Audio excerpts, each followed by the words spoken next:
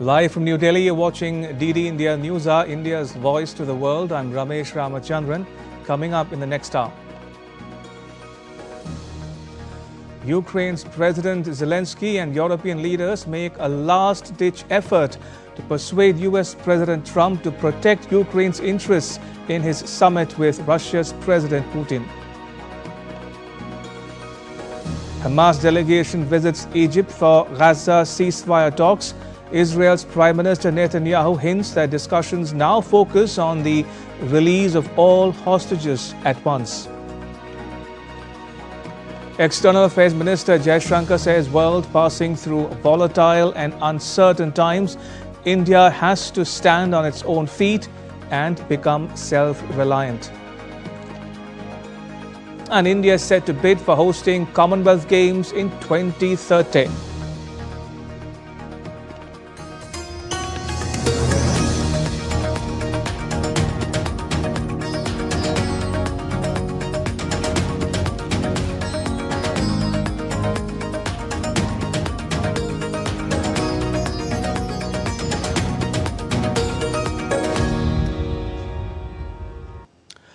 On Wednesday, European leaders urged US President Donald Trump in a virtual meeting to work towards a peace in Ukraine that safeguarded European and Ukrainian security interests. Germany's capital, Berlin, hosted the virtual meeting. It took place just 2 days before the Trump-Putin summit. Ukraine's President Volodymyr Zelenskyy and NATO Secretary General Mark Rutte, among others, attended this meeting. France's President Emmanuel Macron said that Trump said that any territorial issues can only be negotiated with Ukraine. But ahead of the talks, Russia's foreign ministry called the European consultations with Ukraine as insignificant. Just days ahead of the Trump-Putin summit in Alaska, European partners were engaged in hectic parleys in Berlin over the fate of Ukraine.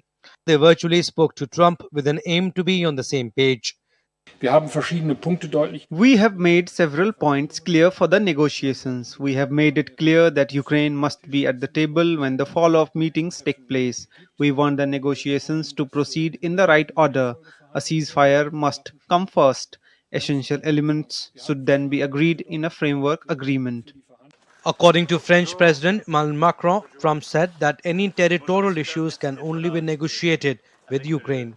The second point, on which things were very clear and expressed as such by President Trump, is that territorial questions concerning Ukraine can be and will be negotiated only by the Ukrainian president. This is the position that we support. It was very clearly expressed by President Trump.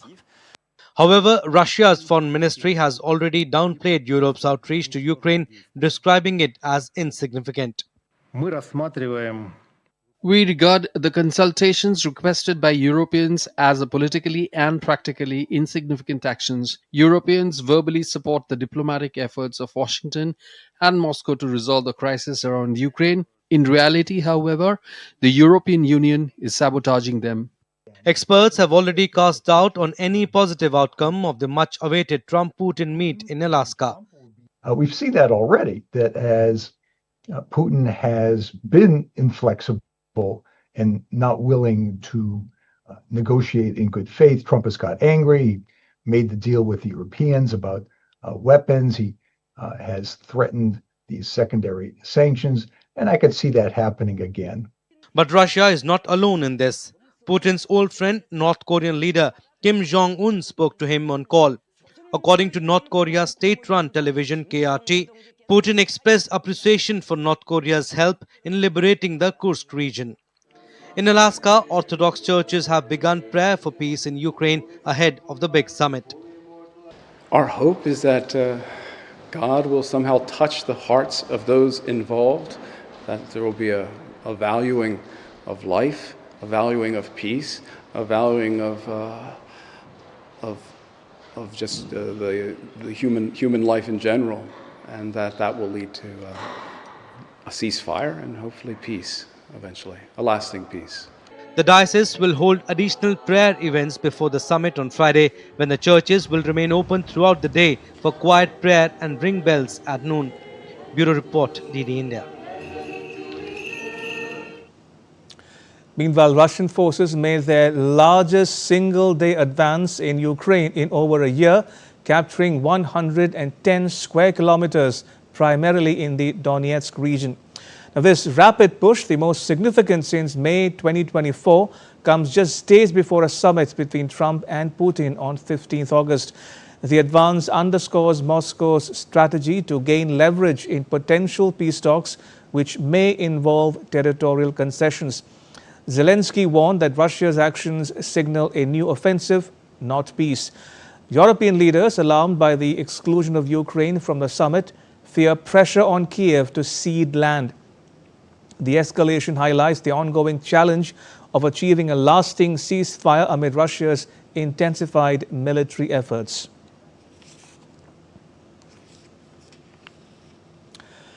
They talk tough on terror, but when strategy calls, the rules seem to change. The U.S. faces fresh charges of double standards in the war against terrorism. DD India's Tripti Tripathi reports. The US says it is committed to fighting terrorism, but its action often tell another story. From Pakistan to Syria, Washington's double standards are hard to miss. For decades, Pakistan sheltered groups like the Taliban and Haqqani network. Despite evidence, Washington poured in billions in aid, turning a blind eye in the name of geopolitics. And ironically, when Pakistan-backed terrorists struck Mumbai in 2008, India was urged to show restraint. At the August 2025 Pakistan-US counter-terrorism dialogue, Washington praised Pakistan's continued success against terror. A day before, it designated Balochistan Liberation Army as a terrorist group, which was welcomed by Islamabad but condemned by Baloch activists who accused Pakistan of state repression in Balochistan. In May, Donald Trump met Syria's interim leader Ahmad al-Shara, better known as Abu Muhammad al-Julani, head of a US designated terrorist group. Yet, Trump praised him as a young, attractive guy, signaling acceptance of a man still on America's own terror list. The leader is a strong person, but young and a lot of energy and wants to do a good job. A lawsuit now alleges that the Biden administration sent $1.5 billion in aid to Gaza and West Bank, potentially benefiting Hamas, brushing against the Taylor-Frost Act ban on funding terror-linked entities. Pakistan Army Chief Asim Munir's back-to-back Washington visit, including a White House lunch with Trump, further signal United States' endorsement of Islamabad, which is notorious for nurturing terrorists and sheltering them. From Pakistan to Syria, these cases reveal that Washington creates its own definition of terror and acts accordingly in pursuits of its personal interest. With agency inputs, Tripti Tripathi report, DD India. In more news from the US, a judge has ordered the Trump government to restore part of the $584 million fund that it suspended for the University of California, Los Angeles. The judge ruled that the move violated a prior court injunction protecting the University of California's grants. The suspension followed pro-Palestinian student protests, which the government claims fostered anti-Semitism, a charge protesters dispute. The university warned that a proposed $1 billion settlement would devastate it. California Governor Gavin Newsom called the offer an extortion. The judge's order mandates restoring over a third of the frozen funds amid the ongoing concerns over free speech, academic freedom, and bias in government investigations. The U.S. announced sanctions against an armed group aligned with Congo's military, as well as a Congolese mining company and two Hong Kong-based exporters over armed violence and the sale of critical minerals. The measures are the latest taken by the U.S. government to try to bring peace to eastern Congo, spurring violence that has killed thousands of people. Qatar is hosting direct talks between Congo and the M23 group, while the U.S. is hosting talks between Congo and Rwanda.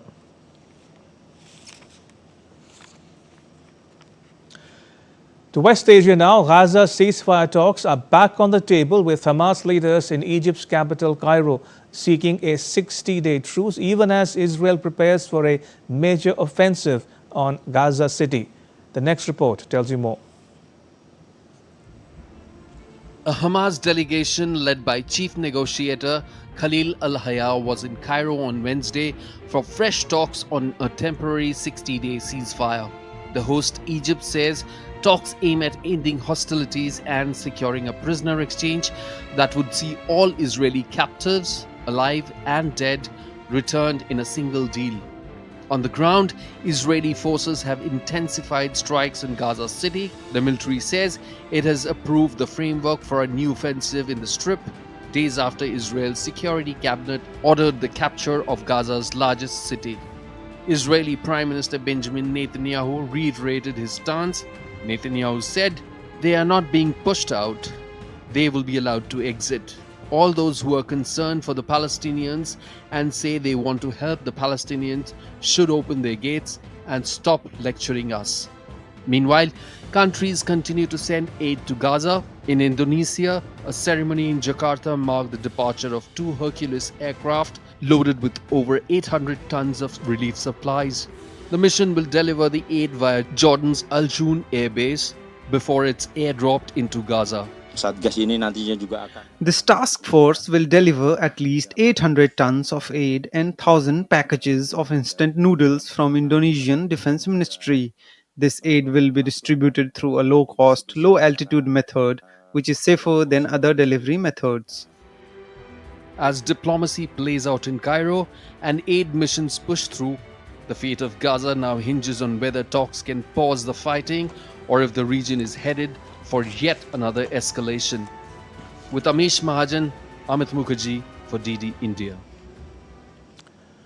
Iran's first Vice President Mohammad Reza Arif said on Tuesday that Tehran is open to direct nuclear talks with the US if conditions are fair, but dismissed Washington, D.C.'s demand to halt uranium enrichment as a joke.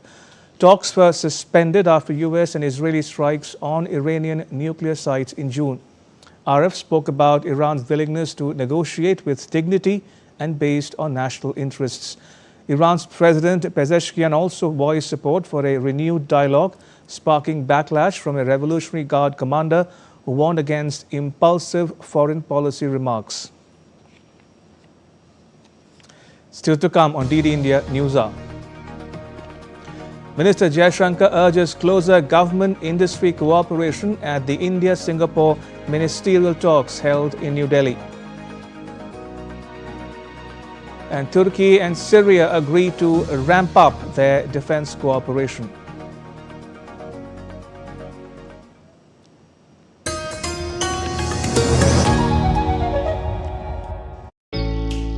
Jharkhand will mesmerize you with majestic nature, rich heritage and colorful culture. Hello. Johar. It fits perfectly. Thank you. Full workout ho gaya. Ready?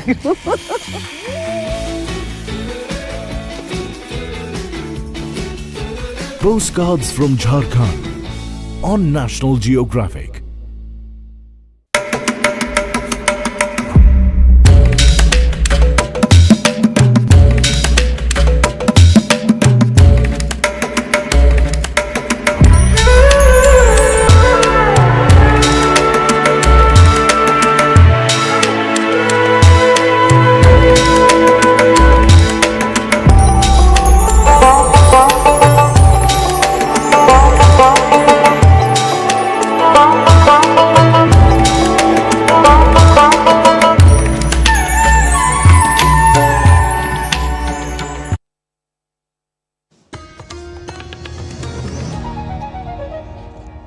Welcome back. You're watching DD India Newshour. I'm Ramesh Ramachandran. External Affairs Minister S. Jaishankar addressed the Faith Conclave 2025. He spoke about steps taken by the government to boost tourism in India. Noting that the world is passing through volatile and uncertain times, the minister said that India has to stand on its own feet and become self-reliant. We are a civilizational state, a state a society that has withstood the test of time and nurtured its culture, traditions, and heritage. Our real strengths have been our people and their self-belief. We have overcome adversities and we have addressed multiple challenges in the journey towards progress and prosperity. We have so much to be proud of and so much to share with the world. Our approach has long been driven by Vasudhaiva Kutumbakam and Atithi Deva Bhava. While we will always benefit by such openness, it is essential in times of unpredictability to stand firmly on our own feet. Atmanirbharta is, of course, the mindset to deal with global turbulence. The third India-Singapore Ministerial Roundtable was held in New Delhi on Wednesday. It marked a significant step towards accelerating the comprehensive strategic partnership between the two countries. The leaders reviewed the progress of various bilateral cooperation initiatives under the 6 pillars of including advanced manufacturing, connectivity, digitalization, healthcare and medicine, skills development and sustainability. They deliberated on ways to further deepen bilateral cooperation, particularly under these 6 pillars. The Singaporean side also visited Mumbai in connection with economic, commercial and investment engagements, including in the maritime sector. Later in the evening, the ministerial delegation led by Deputy Prime Minister and Minister of Trade and Industry of Singapore, Gan Kim Yong, called on President Draupadi Murmu at Rashtrapati Bhavan.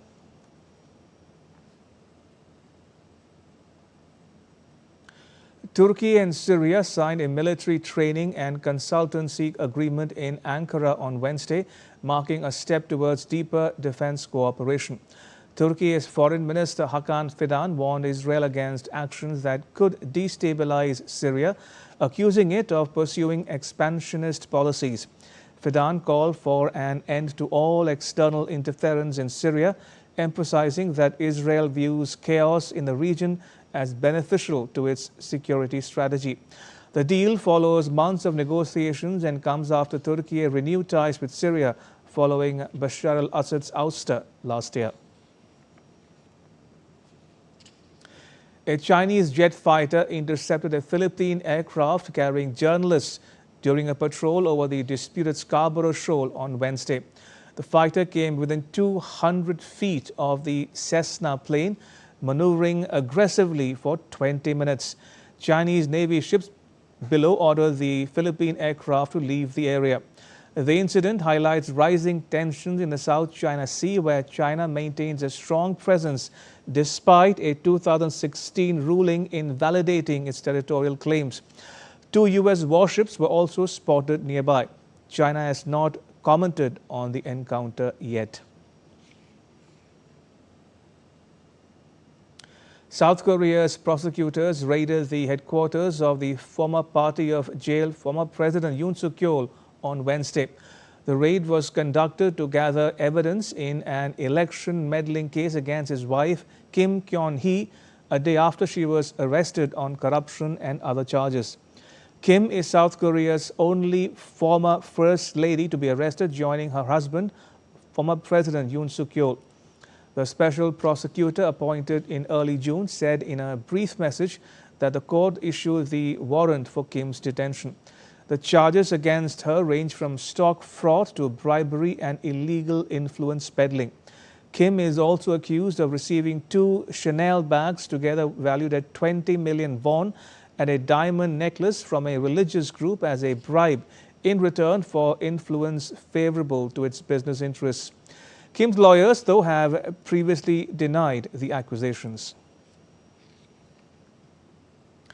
Malaysia's former Prime Minister Najib Razak, jailed since August 2022 for his role in the multi-billion-dollar One Malaysia Development Berhad scandal, secured a significant legal victory on Wednesday. Malaysia's federal court unanimously dismissed an appeal by the Attorney General, allowing Najib to pursue a judicial review to confirm and execute a royal order allegedly issued by former King Al Sultan Abdullah. Najib claims that this addendum order, tied to a 2024 pardon that halved his 12-year sentence, entitles him to serve the remainder of his sentence under house arrest. While the court acknowledged the document's existence, it could not verify its authenticity, referring the case to a lower tribunal for further review on 18 August. The decision has sparked controversy, with government authorities denying knowledge of the order despite confirmation from the former king's office, raising questions about transparency and political motives.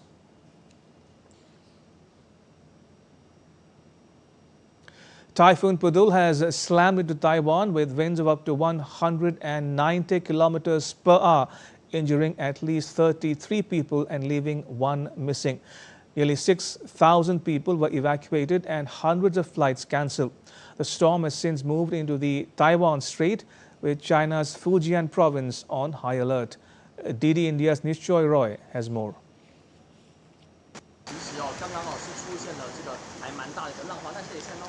Howling winds, flying debris, and a sky turned slate grey.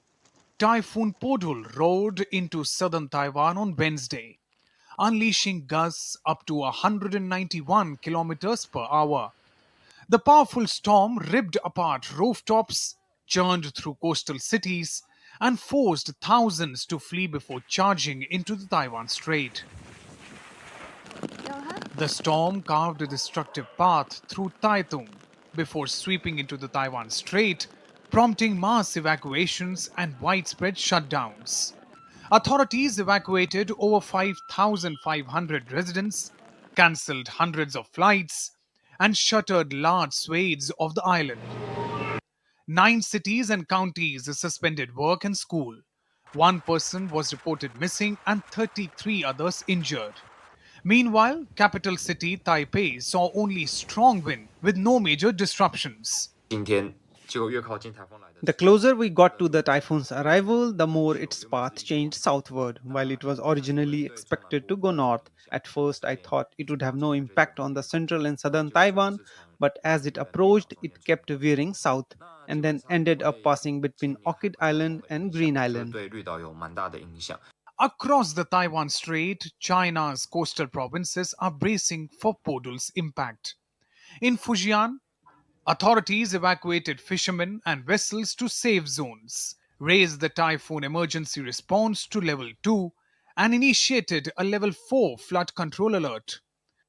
With the storm's path still unpredictable, authorities on both sides of the strait remain on high alert, bracing for whatever force the typhoon still has to unleash. Nishchoy Roy for DD India. Wildfires have been wreaking havoc as a heat wave continues to grip parts of Europe and Canada. More in the next report.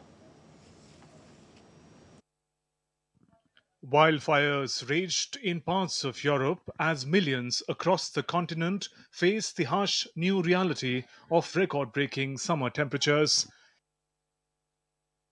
In southern Europe, 3 men lost their lives and thousands were forced to evacuate their homes as wildfires intensified. Heat alerts were issued in Italy, France, Spain, Portugal and the Balkans, with temperatures expected to exceed 40 degrees Celsius.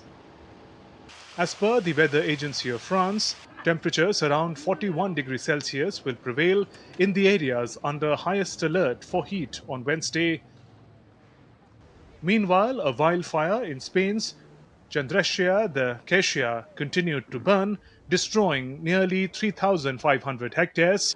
In Spain, the Met Department stated that temperatures were set to reach 44 degrees Celsius in some regions.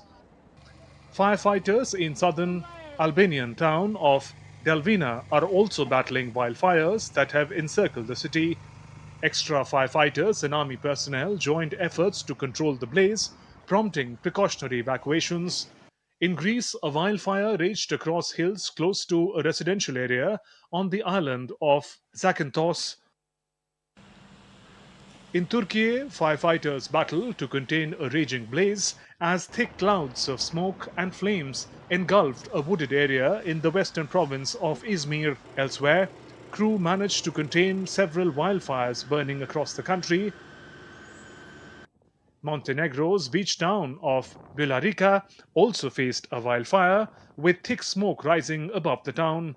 Authorities across Europe have issued various heat warnings as climate change intensifies the severity of wildfires. In another continent, firefighters battled a wildfire on the outskirts of Halifax, Nova Scotia, as heatwave grips the nation in Canada, with some local businesses evacuated. Kajal's report for DD India. All right, now take a look at what else is making news around the world. The resort town of Zakopane in Poland, which is famous for its ski lifts and hiking paths, has emerged as a popular destination for Arab tourists.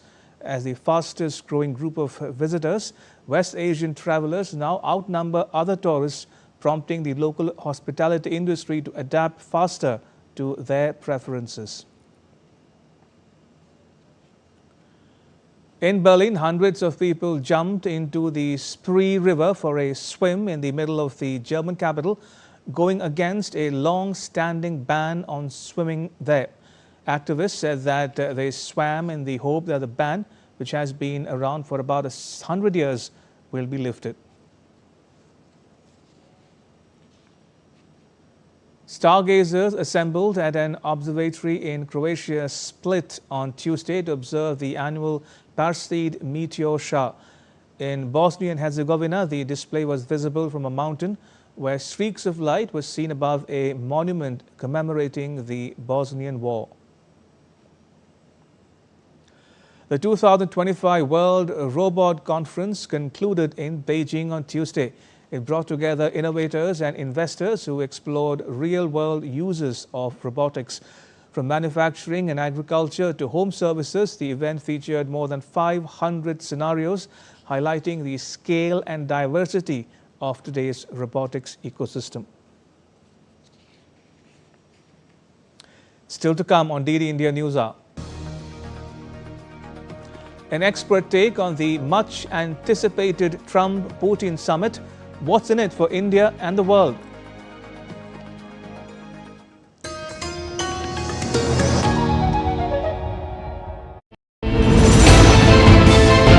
Geopolitics and trade deals. Economic challenges amid development. Hard work and the path to prosperity. It's the economy always. Between walkers, money is what money does and says. Supply creates its own demand. Between the bulls pulls and bears tears. When supply chains globalization and India rises to the podium. We'll get you centered with the Economic Brief at 8 p.m. every Thursday on DD India.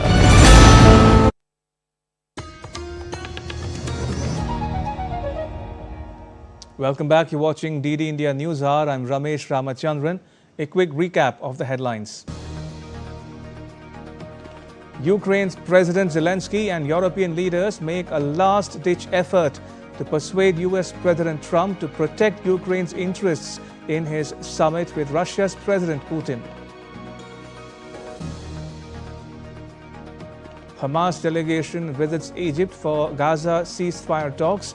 Israel's Prime Minister Netanyahu hints that discussions now focus on the release of all hostages at once.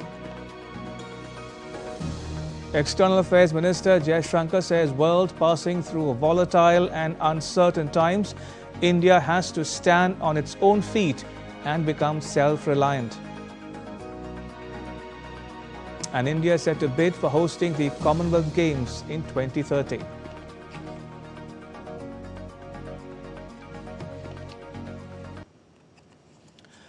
All right, going back to the top story, European leaders and Zelenskyy hold talks with Trump ahead of Friday's summit with Putin. Joining us is Ambassador Dileep Sinha. Ambassador Sinha is a former Indian envoy to Greece and the United Nations offices in Geneva. He is an author, most recently, of Imperial Games in Tibet, the Battle for Statehood and Sovereignty. Ambassador, welcome to DD India News Hour. Now, straight off the bat, Ambassador, what exactly would Trump and Putin be discussing on Friday? Reports suggest that a ceasefire and or a land swap is on the agenda. Yes, this is what the reports coming out of the US are, that Donald Trump is very keen on a ceasefire, and he hopes that the ceasefire can be predicated on a land swap. Now, I don't know what he means by a land swap, because Ukraine holds a very small, tiny little strip of land in the Kursk region in the north, because the other territory that had occupied in Russia, it has been pushed out of that area by Russian forces. So the main occupation today in Ukraine is by Russia, both of Crimea, which it had taken several years ago, and the Donbas region, where it occupies something like 20% of Ukrainian territory. So any swap would not really be an equal swap, because Ukraine doesn't have much or any territory worth swapping with Russia. But we have to see what Donald Trump means when he says by swapping, because he's not talking about withdrawal of Russian forces. Do you expect a breakthrough, or do you think they will agree to disagree? Well, some reports coming out now from the US state that President Trump hopes that this will be a preliminary meeting where he hopes to get an idea of what President Putin wants or is thinking of, because the fact that Zelenskyy has been able to get the full support of the EU plus of the UK. So that is a very strong support that he has got, and the Europeans have come out very strongly in favor of protecting Ukraine's territorial integrity. So President Trump will have to keep that in mind before he claims to strike any deal with Russia. Ambassador, help our viewers understand something. Zelenskyy says peace cannot return until he is involved in the talks. Now, nothing about Ukraine without Ukraine is a phrase that became popular some time ago, but few are talking about it today. Why is Ukraine not part of these talks? Well, that is because President Trump thinks that he has a friendship with Putin and he doesn't need Zelenskyy involved in the talks, perhaps because Putin himself is not prepared to talk directly to Zelenskyy. So even if Zelenskyy goes to Alaska, then it won't be a tripartite dialogue. It would at best be what are called proximity talks, where Zelenskyy is in one room and Putin in another, and Trump does the shuttling. But that kind of a talk is held essentially by diplomats who are adept at this kind of a thing. I don't think President Trump would be able to do this. So President Trump feels that it is best that he goes alone and talks to Putin and see if he can get a deal. Because he feels that if Zelenskyy and Trump are anywhere near each other, then there'll be fireworks and the talks will break down. Ambassador Sinha, I have a couple of questions looking at this situation from a New Delhi perspective. First, many in India have maintained that at the end of the day, the Ukraine-Russia conflict is a proxy war between the West and Russia. So would the Trump-Putin summit be a prelude of sorts to a grand bargain between the US and Russia? Yes, that is the view held by many people, that this is really a proxy war between the East and the West. But we must also remember that it is still a question of Ukraine's territorial sovereignty, which was at one time recognized by Russia. So it is not as if there is no interest of Ukraine involved in this. And the fact that two superpowers sit down and talk about the fate of a small country is really a hark back to the old imperial days when the big imperial powers sat down and drew lines across Asia and Africa and told the countries in these regions that their borders had been drawn. So I don't think in this age we should permit that to happen, because at the end of the day there is a Ukrainian territory involved in this dispute. Talking about India, Ambassador Sinha, New Delhi for one has welcomed the Trump-Putin summit. Now, Prime Minister Modi is one leader who has spoken to both sides, Putin and Zelenskyy. Now, we are told he could potentially meet Trump in September on the margins of the UN General Assembly. What's in it for India and the world at large? Would Ukraine-Russia peace ease the Trump tariffs, for instance, on India? What's really at stake for India in the Trump-Putin summit? Well, even before the Trump tariffs came in the picture, India was very keen that there should be peace in the region because it led to a lot of tension, both in the economic sphere, in the prices of oil, and the fact that Russia came under sanctions, and Russia being an important defense supplier to India and also a trusted partner of historically, has meant that for India, it created a number of foreign policy challenges, especially in its relations with the West, particularly with Europe, because a number of the East European countries were very strongly in support of Ukraine. So all these relations became entangled in this dispute. So India had always emphasized the need for peace in the region and the need for talks to resolve the issues that had prompted Russia to invade Ukraine.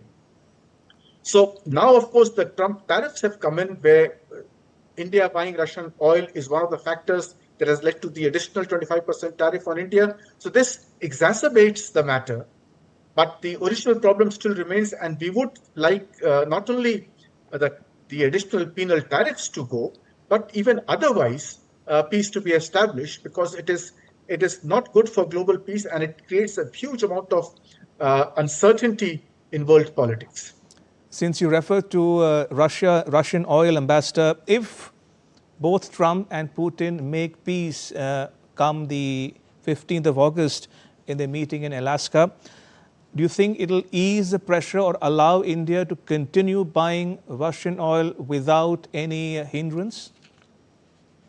Well, one hopes that if there is peace and Trump gets what he wants in the talks, then obviously one would expect that he would then ease on the tariffs that he has imposed upon India. But we must also remember that if there is genuine peace in the region and the sanctions on Russia are lifted, then Russia will start exporting the oil to Europe, which was its original market. It was only because of sanctions that Russia started selling oil to India. What you said about Europe gives me a perfect segue to my next question to you, Ambassador. Now, European leaders, we saw them hold a virtual meeting with Trump and Zelenskyy. What are some of Europe's concerns or anxieties in terms of the summit?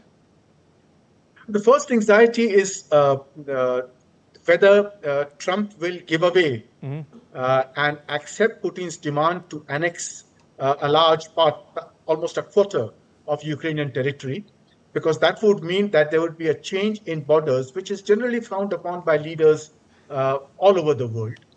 And then, of course, the fear that Europeans have that the sanctions may still remain if Russia does not, the sanctions don't get lifted on Russia, then the tension of Russia not supplying its oil to Europe, or Europe not being able to buy its oil from Russia, and the overall fear that Europe has of Russian expansionism, those concerns also remain. So the security threat that Europe feels from this Russian aggression of Ukraine is a concern in Europe. If I may quickly ask a follow-up question, we'll be discussing about India, Ambassador. How would this summit, if things go as planned, how will it impact India's ties with Russia and the US, given the circumstances they find themselves in as we speak? Well, India has always made sure that its ties with Russia remain. Right. At the same time, improve relations with the US. So if relations between these two countries are good, as they had been for the last 20, 30 years, then it enabled us to maintain good relations with both sides. But if tensions increase, as they did in the case of the Ukraine war, then it made the walk for India a little more of a tightrope walk. Talking about Trump, Ambassador Sinha, Trump is a self-proclaimed deal maker, but his critics say that he sees a potential business deal in everything he surveys. After all, Trump is a businessman. Does that help or hinder the cause of peace? I think when it comes to the question of peace, yes, it is possible for Trump to strike a deal with Putin based upon certain extraneous factors, his trading interests or other factors. But the fact remains that if Ukraine and Europe do not accept the deal, then the whole thing will fall through. And that is the main problem, that just merely believing that the ceasefire can come through because of a deal between Trump and Putin does not mean that Europe and Ukraine will accept that. And finally, Ambassador, I have to ask you this. If, as you say, Trump indeed strikes a deal with Putin sometime going forward, would that qualify him and the others for a potential Nobel Peace Prize? That's a tricky one, because the Nobel Peace Prize has been given to all kinds of people. So I don't think I need to go into that. Okay. But certainly, since he will have got peace at least in some regions, right. He would certainly be more entitled to the Nobel Peace Prize than some other people who have been given this prize in the past. All right, I will leave it there. Ambassador, thank you for joining us. Pleasure as always to have you on this discussion. Thank you for your time. Much appreciated. Right, moving on to some other news we are tracking here on DD India Newshour. A joint search operation was launched by the Indian Army and the Jammu and Kashmir Police at Alachizab in Gulgam Forest of Kupwara. The team recovered a large quantity of warlike stores, including a pistol, explosives, ammunition and grenades. The operation was continuing. And now take a look at what else is making news in India. The Madras High Court on Wednesday directed the Tamil Nadu government to remove sanitation workers protesting outside the Ripon building for 13 days against the privatization of conservancy operations in Chennai's zones 5 and 6. The court acted on a PIL citing traffic disruption. The government argued that privatization would improve efficiency, while workers claimed that their protest was lawful and peaceful.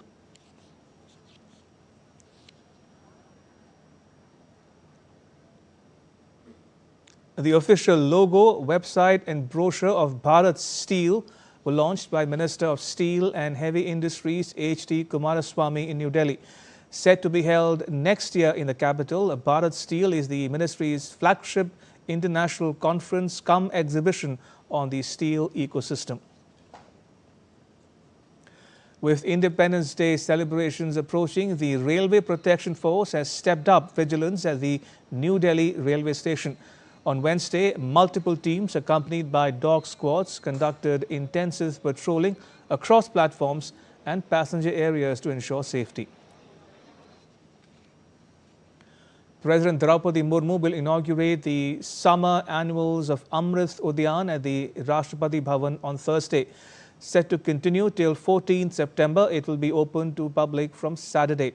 Athletes will get special access on 29th August to mark the National Sports Day, and teachers will get special access on Teachers' Day falling on 5th September. And still to come on DD India Newshour. The Indian Olympic Association approves country's bid to host the 2030 Commonwealth Games. And in cricket, Rohit Sharma climbs to the second spot in the ICC ODI rankings.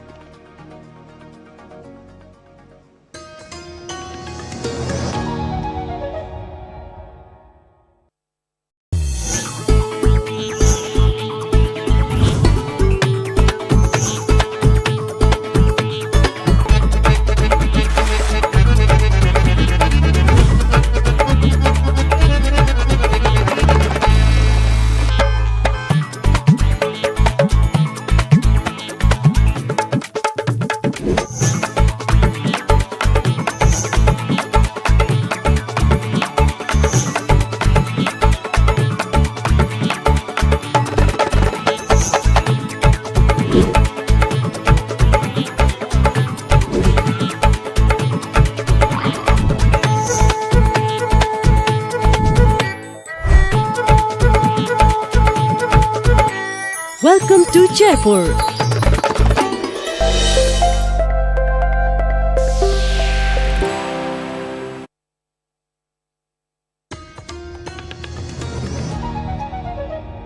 Welcome back. You're watching DD India Newshour. I'm Ramesh Ramachandran. A report by UN's independent investigative mechanism for Myanmar blames the country's junta of crimes since they took to power in 2021. The report released on Tuesday accused Myanmar of systematic torture in its detention centers, including beatings, electric shocks and gang rape. The country has been ravaged by civil war since 2021, where the junta has cracked down on the fighters of ethnic groups and others. More than 30,000 people have been arrested since then. The report claims serious abuses during interrogations and in detention facilities. The report also mentions detention of children aged between 2 and 17 years on behalf of their parents, as it drew conclusions based on the testimonies of nearly 600 eyewitnesses. The report also mentions some cases where executions of captives were carried out by fighters as well, saying that war crimes have been committed by both sides. With the 79th Independence Day around the corner, India's Southern Naval Command brought a vibrant touch of music and patriotism to Ernakulam on Wednesday. At the Kerala Fine Arts Society Hall, the Indian Navy Band performed an eclectic repertoire from martial tunes and patriotic melodies to local favorites, pop and folk. The free event welcomed Kochi residents to celebrate Independence Day and honor Operation Sindoor.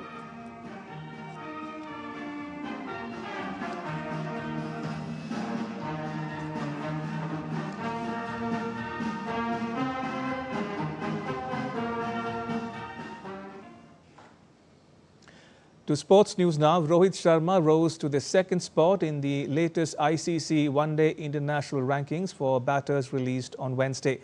Sharma has not played any competitive cricket since the 2025 Indian Premier League season. He leapfrogged Pakistan's Babar Azam, who slipped to third after a string of low scores in the recently concluded ODI series against the West Indies. With 756 rating points, Sharma sits just behind India's Test captain Shubman Gill, who has retained the #1 position in the rankings. Former Indian captain Virat Kohli held the fourth position with 736 points. India is once again ready to shine on the global sporting stage. The Indian Olympic Association has approved the country's bid to host the 2030 Commonwealth Games. The decision comes just ahead of the 31st August deadline for submitting official bids. The host city is yet to be confirmed, but Ahmedabad is emerging as a strong contender. DD India's Narayan Singh has more. India has taken a major step towards hosting the 2030 Commonwealth Games. Indian Olympic Association has formally approved the country's bid. The decision came at IOA's special journal meeting on Wednesday. It also came just ahead of the August 31 deadline to submit the official bids. We are all unanimously means supported for the Commonwealth bid, and it is good that people work together. And then if we get, this is the initial stage, we are working on to get the bid for our country, and if it is good for the athletes and for even for the 2036 Olympics also.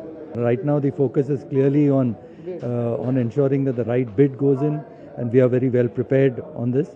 And how we make the games big and all is all matters of the future. India last hosted the Commonwealth Games in 2010 in New Delhi. Now the nation is ready to raise the bar even higher.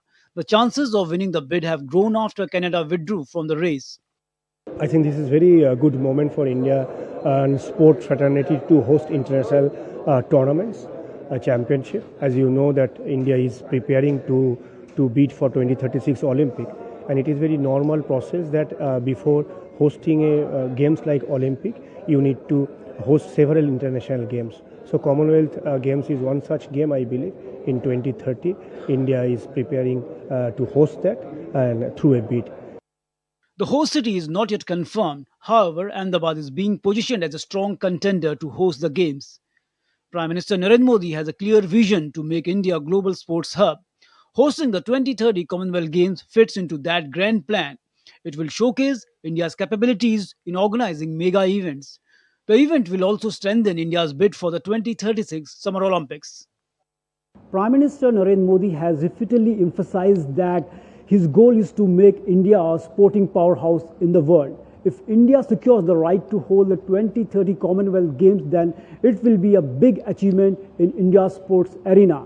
The way the big nations of the world are just pulling out from hosting the mega events, India is coming forward to host these events. This shows the prowess of the Indian sports, that it is at the forefront of the world. With camera person Uttam, Narayan Singh, DD India, Delhi. And Narayan Singh spoke exclusively to IOA President P.T. Usha, who called it a proud and historic moment. Take a listen. Big moment for the Indian sports, and India will formally bid for the 2030 Commonwealth Games on August 31. Right now I'm joined by the President of the Indian Olympic Association, P.T. Usha ma'am, and also the CEO Raghuram Iyer ji. Ma'am, congratulations, a big moment for the Indian sports. How you look this moment in the Indian sports? Because we all unanimously means supported for the Commonwealth bid, and it is good that people work together. And then if we get, this is the initial stage, we are working on to get the bid for our country, and if it get, it is good for the athletes and for even for the 2036 Olympics also. Delegations are also coming to Ahmedabad to see the preparations. So I don't think there is a preparation as such. Right now the delegations, only the Commonwealth Games delegation has come, and they have visited various cities, and they're just seeing what is the infrastructure readiness of many of the cities. As far as 2036 is concerned, nothing of this, no IOC delegation has visited as yet, and we're in the process of continuous dialogue. So, and as you may be aware, there is a new president also of the IOC, and she has put a, pause and reflect kind of a thing. So the IOC is also taking its time into deciding how and when to allot the future games. So right now we are only in the dialogue stage. There hasn't been any visit from any delegation. So talking about, ma'am, the Commonwealth Games, many sports were left out in the Glasgow, Scotland Games. So when India will host, if India gets the hosting right of the Games 2030 Commonwealth Games, do you have plans to bring hockey, wrestling and many important core games that India has a big part of the medal haul? Naturally, that is the good part for the host country, no? So naturally, because this Glasgow, because of last minute only they had come, because other countries withdrawn. That is why the event is not there. So India, when we bid, will more our game will try to get. And the sports government bill has been passed in both the houses. How you look this moment for the Indian sports, especially in the field of sports governance? It's good for the athletes, and after this is long wait, and even for me, I missed the bronze by 100th of a second in LA Olympics, and that is, I did my best, but there is no system at all at that. So the system had come for good governance and transparency and athletic centric, and for sponsorship things and all associations, everything it will help. Definitely, the way things are going on, the way India is performing Commonwealth Games, India will bid for the mega event. Also, the hosting of the 2036 Olympics is also in the pipeline, and the way things are happening, we are hoping that India is we can say the new sports capital of the world. With camera person Uttam, Narayan Singh, DD India, Delhi. Olympic champion Sweden's Armand Mondo Duplantis stunned the world once again after he broke his own world record for the 13th time on Tuesday. Duplantis bettered his pole vault world record by a centimetre, clearing 6.29 metres at the athletics meet in Budapest. The double Olympic gold medalist soared over the bar at the second attempt to improve on his 6.28 metres from Stockholm in June. It was the 25-year-old's third record of 2025, having also cleared 6.27 metres in Clermont-Ferrand in February. India's chess grandmaster D. Gukesh slipped from third to sixth spot with 6 points after 6 rounds of the rapid section at the Grand Chess Tour event in St. Louis on Tuesday. The reigning world champion in classical chess, Gukesh began the second day with a loss to American Grandmaster Shankland. He followed it up with draws against French Grandmaster Maxime and Uzbek Grandmaster Nodirbek. The St. Louis Rapid and Blitz is the fourth leg of the 2025 Grand Chess Tour and the final Rapid and Blitz event of the season. And that's all for this edition of DD India News Hour. Let us know your thoughts on the news of the day. You can get the latest news and updates on the DD India mobile app. It's available on both Android and iOS platforms. Scan the QR code that is now on your screen to download it. And we'll be back with more news as it breaks here on DD India. I'm Ramesh Ramachandran. All of us here in New Delhi. Thanks for watching DD India News Hour.